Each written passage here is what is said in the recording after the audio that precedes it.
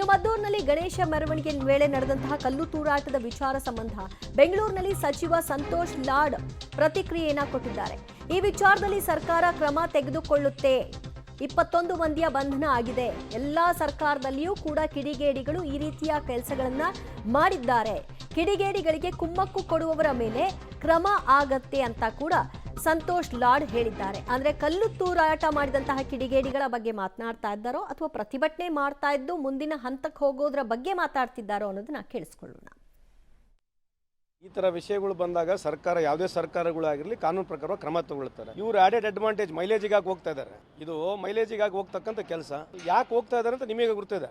So ಅದ್ರ ಬಗ್ಗೆ ನಾವು ಏನು ಮಾತನಾಡೋಕ್ಕಾಗುತ್ತೆ. So let them do it. Government will do its job.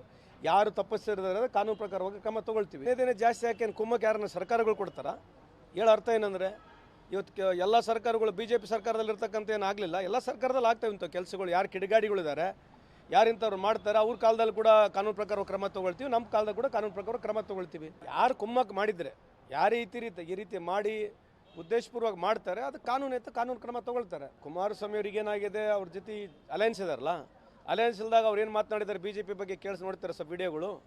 ಈಗ ಅಲಯನ್ಸ್ ಆಗಿದ್ದಾರೆ, okay, that's okay, we agree, we accept it's their political call. But ಸುಮ್ಮನೆ ಏನೋ ಈ ಥರ ಒಂದು ಗಲಭೆಗಳು ಕೋಮು ಗಲಭೆಗಳು ಆದಂಥ ಸಂದರ್ಭದಲ್ಲಿ ಲಾರ್ಜರ್ ಇಂಟ್ರೆಸ್ಟಲ್ಲಿ ಮಾತನಾಡಬೇಕು ವಿನಾ ಹೊರತು ಕಮ್ಯುನಲ್ ಇಂಟ್ರೆಸ್ಟಲ್ಲಿ ಮಾತನಾಡಬಾರ್ದು ಅಂತ ನಾನು ಮನವಿ ಮಾಡ್ಕೊಳ್ತೀನಿ. ಅವ್ರಿಗೆ ಅಸಮಾಧಾನ ಆಗ್ತಿದ್ರೆ ಇವರೇ BJP ಅವರೇ ಕಾರಣ. ಈಗ 70 ವರ್ಷದಲ್ಲಿ ಹಿಂದೂ ಕತ್ತರನಾಗಿರಲಿಲ್ಲ. 70 ವರ್ಷದ ಭಾರತ ದೇಶದ ಇತಿಹಾಸದಲ್ಲಿ